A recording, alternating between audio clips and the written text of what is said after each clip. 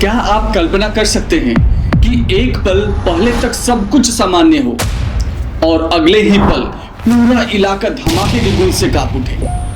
14 फरवरी 2019 भारत में Valentine day का दिन, लेकिन जम्मू कश्मीर के पुलवामा जिले में यह तारीख इतिहास के सबसे दर्दनाक दिनों में दर्ज होने वाली थी। दोपहर के लगभग 3:15 श्रीनगर जम्मू राष्ट्रीय राजमार्ग पर सीआरपीएफ के जवानों का एक विशाल काफिला अपने गंतव्य की ओर बढ़ रहा था। किसी को अंदाजा भी नहीं था कि कुछ ही सेकंड के बाद एक ऐसा विस्फोट होगा जिसकी आवाज पूरे देश की चेतना को झकझोर देगा। और कुछ ही क्षणों में सड़क धुएं, मलबे और अफरा तफरी से भर गई। कई जवानों ने वहीं सर्वोच्च बलिदान दिया, जबकि कई अन्य गंभीर रूप से घायल हो गए। यह केवल एक सुरक्षा बल के काफिले पर हमला नहीं था, इसने पूरे देश को गहरे शोक में और आक्रोश में डाल दिया था। उस शाम टीवी स्क्रीन पर एक ही खबर थी। सोशल मीडिया पर हर तरफ श्रद्धांजलि के संदेश दिखाई दे रहे थे। देश के कोने कोने में लोगों ने मोमबत्तियां जलाकर और मौन रखकर शहीदों को श्रद्धांजलि दी। लेकिन सबसे बड़ा सवाल था, आखिर इतनी बड़ी घटना कैसे हुई? इसके पीछे क्या परिस्थितियां थी? जांच एजेंसियों ने किन तथ्यों को सामने रखा और इस घटना के बाद भारत ने कौन कौन से बड़े कदम उठाए जिन्होंने दक्षिण एशिया की राजनीति और सुरक्षा पर दूरगामी प्रभाव डाला? आज के इस डॉक्यूमेंट्री में हम किसी सनसनीखेज के दावे या अफवाह पर नहीं, बल्कि उपलब्ध सार्वजनिक रिकॉर्ड, आधिकारिक जानकारी और व्यापक रूप से रिपोर्ट किए गए तथ्यों के आधार पर पुलवामा हमले की पूरी कहानी समझेंगे। हमले की पृष्ठभूमि, उस दिन की घटनाएं, जांच, राष्ट्रीय प्रतिक्रिया और उसके बाद के घटनाक्रम तक। तो आइए शुरू करते हैं उस दिन की वो दर्दनाक कहानी जिसने करोड़ों भारतीयों को एक साथ शोक, संवेदना और एकजुटता के भाव में बांध दिया। दोस्तों, पुलवामा जम्मू कश्मीर का एक जिला लंबे समय से सुरक्षा चुनौतियों और उग्रवाद से प्रभावित क्षेत्रों में गिना जाता रहा है। वर्षों से इस क्षेत्र में सुरक्षा बलों की तैनाती, आतंकवादी गतिविधियों को रोकने के अभियान और समय समय पर तनावपूर्ण परिस्थितियां बनी रहती थी। फरवरी 2019 में भी घाटी का सुरक्षा माहौल सामान्य नहीं था। लगातार बर्फबारी और खराब मौसम के कारण कई दिनों तक जम्मू श्रीनगर राष्ट्रीय राजमार्ग बंद रहा। इसका असर यह हुआ कि विभिन्न स्थानों पर तैनात सीआरपीएफ के बड़ी संख्या में जवान अपने गंतव्य तक नहीं पहुंच सके और उनकी आवाजाही कुछ समय के लिए रुक गई थी। जब मौसम में सुधार हुआ और राष्ट्रीय राजमार्ग को दोबारा खोला गया, तब सुरक्षा एजेंसियों ने लंबित मूवमेंट को पूरा करने का निर्णय लिया। इसी वजह से 14 फरवरी 2019 को सीआरपीएफ का एक बड़ा काफिला जम्मू से श्रीनगर की ओर रवाना हुआ। इस काफिले में लगभग 2500 से अधिक जवान मौजूद थे, जो दर्जनों वाहनों से सफर कर रहे थे। इन जवानों में ऐसे लोग भी थे जो छुट्टियां बिताकर अपनी ड्यूटी पर लौट रहे थे, जबकि कई नए तैनाती स्थल की ओर जा रहे थे। उनके लिए यह एक सामान्य सैन्य यात्रा थी, जैसी पहले भी अनेक बार हो चुकी। सुबह से सुरक्षा व्यवस्था सक्रिय थी, मार्ग पर निगरानी रखी जा रही थी और काफिला निर्धारित प्रक्रिया के अनुसार आगे बढ़ रहा था। किसी भी जवान को शायद यह अंदाजा नहीं था कि कुछ घंटों बाद यह सफर भारतीय सुरक्षा इतिहास की सबसे दुखद घटनाओं में दर्ज होने वाला है। दोपहर धीरे धीरे आगे बढ़ रही थी। सड़क पर वाहनों की आवाजाही जारी थी। काफिला अपनी निर्धारित गति से श्रीनगर की दिशा में बढ़ रहा था। बाहर से सब कुछ सामान्य दिखाई दे रहा था, लेकिन आने वाले कुछ मिनट इतिहास का रुख बदलने वाले थे। कुछ ही देर बाद पुलवामा जिले के लेथपोरा क्षेत्र के पास घटनाओं ने ऐसा मोड़ लिया जिसने पूरे देश को स्तब्ध कर दिया। एक पल में सामान्य दिखने वाला रास्ता राष्ट्रीय शोक का प्रतीक बन गया।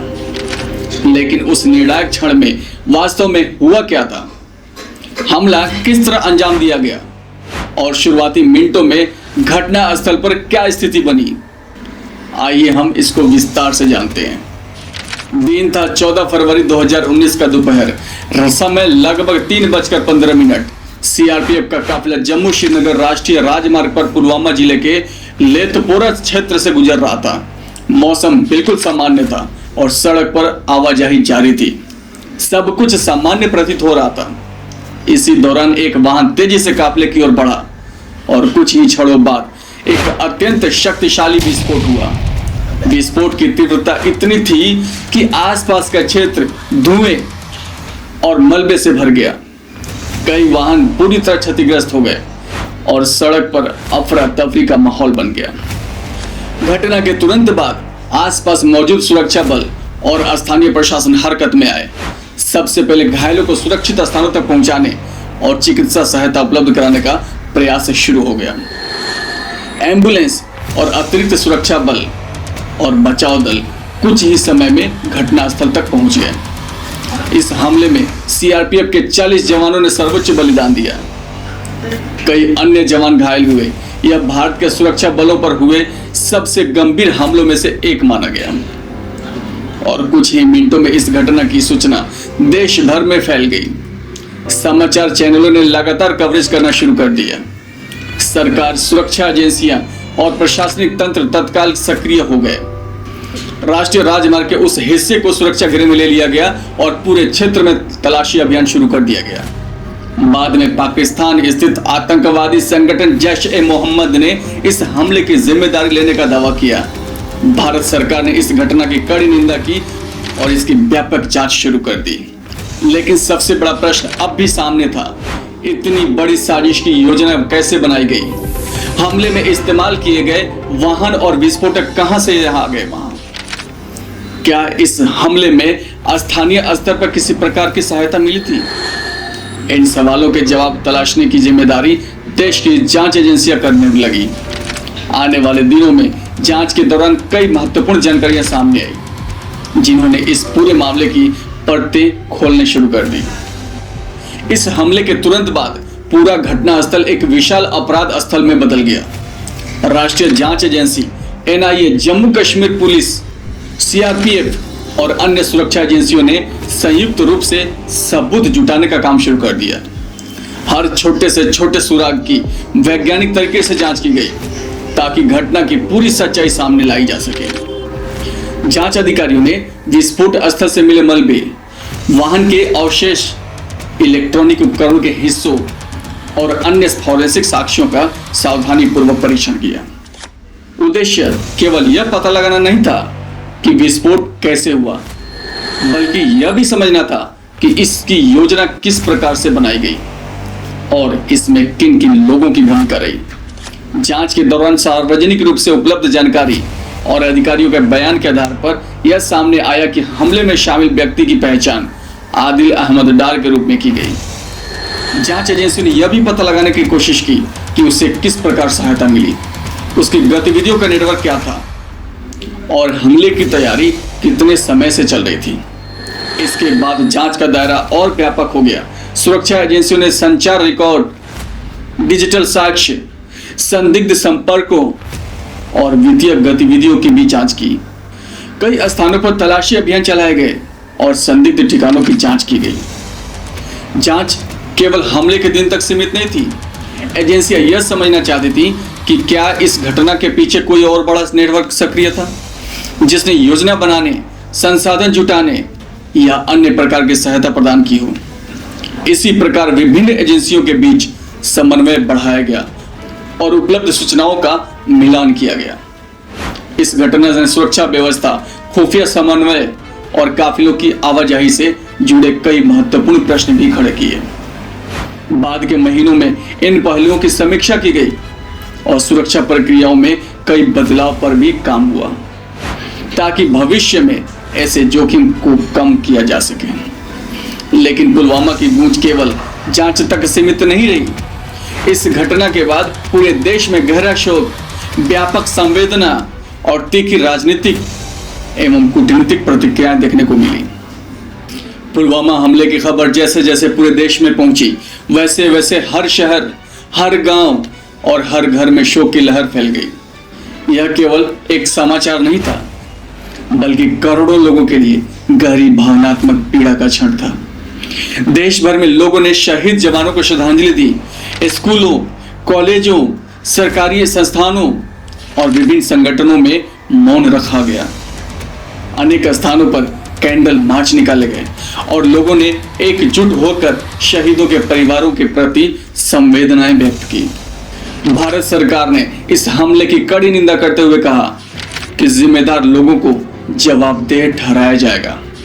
इसके साथ ही विभिन्न स्तरों पर कूटनीतिक कदम उठाए गए। अंतर्राष्ट्रीय मंचों पर भी इस घटना को प्रमुखता से उठाया गया और आतंकवाद के विरुद्ध सहयोग की आवश्यकता पर भी जोर दिया गया। दुनिया के कई देशों और अंतर्राष्ट्रीय संगठनों ने इस हमले की निंदा की तथा पीड़ित परिवारों के प्रति संवेदना व्यक्त की। व्यापक स्तर पर आतंकवाद के खिलाफ एकजुट प्रयासों की आवश्यकता पर भी बयान सामने आने लगे। इसी अवधि में भारत और पाकिस्तान के संबंधों में तनाव और बढ़ गया। दोनों देशों के बीच पहले से मौजूद अविश्वास और भी गहरा हो गया और सीमा पर सुरक्षा व्यवस्था को लेकर सतर्कता और बढ़ा दी गई। इस पूरे घटनाक्रम ने दक्षिण एशिया की सुरक्षा स्थिति को भी अंतर्राष्ट्रीय चर्चा का विषय बना दिया। पुलवामा के बाद देश के भीतर भी सुरक्षा प्रक्रियाओं की समीक्षा शुरू हुई। विशेषज्ञों और अधिकारियों ने काफिलों की आवाजाही, खुफिया समन्वय, जोखिम मूल्यांकन और सुरक्षा प्रोटोकॉल जैसे विषयों पर विस्तार से विचार किया। उद्देश्य सिर्फ यही था, भविष्य में सुरक्षा व्यवस्था को और मजबूत बनाना तथा ऐसी घटनाओं की संभावनाओं को कम कर देना। लेकिन कहानी यही समाप्त नहीं हुई। पुलवामा के कुछ ही दिनों बाद घटनाक्रम ने एक नया मोड़ ले लिया, जिसने भारत और पाकिस्तान के बीच तनाव को और बढ़ा दिया।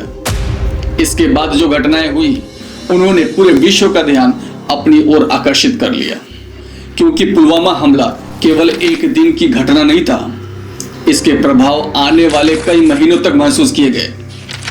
इस घटना ने राष्ट्रीय सुरक्षा, आतंकवाद विरोधी रणनीतियों, कूटनीतिक संबंधों और जनमानस चारों स्तरों पर गहरा असर छोड़ा। हमले के बाद भारत ने सुरक्षा व्यवस्था की समीक्षा तेज की। विभिन्न रिपोर्टों और सार्वजनिक बयानों के अनुसार सुरक्षा बलों की आवाजाही, संवेदनशील मार्गों पर निगरानी, खुफिया एजेंसियों के बीच समन्वय और जोखिम आकलन जैसी प्रक्रियाओं पर विशेष ध्यान दिया गया। उद्देश्य इसका सिर्फ यही था कि भविष्य में सुरक्षा संबंधों को और अधिक मजबूत बनाया जा सके। यह घटना अंतर्राष्ट्रीय स्तर पर भी आतंकवाद के मुद्दे पर चर्चाओं का महत्वपूर्ण हिस्सा बनी।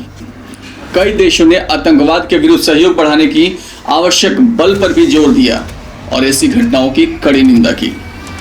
समय बीतता गया, लेकिन पुलवामा की याद देश की सामूहिक स्मृति का हिस्सा बनी रही। हर वर्ष 14 फरवरी को लोग उन सीआरपीएफ जवानों को श्रद्धांजलि अर्पित करते हैं जिन्होंने उस दिन अपने प्राणों का सर्वोच्च बलिदान दिया। उनके परिवारों का साहस, उनके साथियों की सेवा और देश भर में मिली संवेदना इस घटना के मानवीय पक्ष को हमेशा याद दिलाती है। इतिहास हमेशा केवल घटनाएं नहीं बताता, बल्कि उनसे सीखने का अवसर भी देता है। पुलवामा की घटना यह याद दिलाती है कि राष्ट्रीय सुरक्षा, सतर्कता और संस्थागत तैयारी निरंतर विकसित होने वाली जिम्मेदारी है। साथ ही यह भी कि संकट के समय समाज का एकजुट रहना और संवेदनशील बने रहना भी कितना महत्वपूर्ण है। इस विषय पर चर्चा करते समय तथ्य, संतुलन और संवेदनशीलता सबसे अधिक आवश्यक है। ऐसी घटनाओं को समझने का उद्देश्य किसी प्रकार की नफरत फैलाना नहीं, बल्कि इतिहास से सीख लेकर शांति, सुरक्षा और जिम्मेदारी के महत्व को समझना होना चाहिए। पुलवामा का नाम भारतीय इतिहास में हमेशा उन बहादुर जवानों की याद के साथ जुड़ा रहेगा जिन्होंने कर्तव्य निभाते हुए सर्वोच्च बलिदान दिया। उनके प्रति सच्ची श्रद्धांजलि केवल शब्दों में नहीं, बल्कि एक सुरक्षित, जागरूक और जिम्मेदार समाज के निर्माण में है। दोस्तों, अगर आपको यह डॉक्यूमेंट्री तथ्यात्मक और संतुलित लगी हो तो इसे अधिक से अधिक लोगों तक पहुंचाएं, ताकि इतिहास को समझने का प्रयास तथ्यों और संवेदनशीलता के साथ आगे बढ़े। जय हिंद दोस्तों।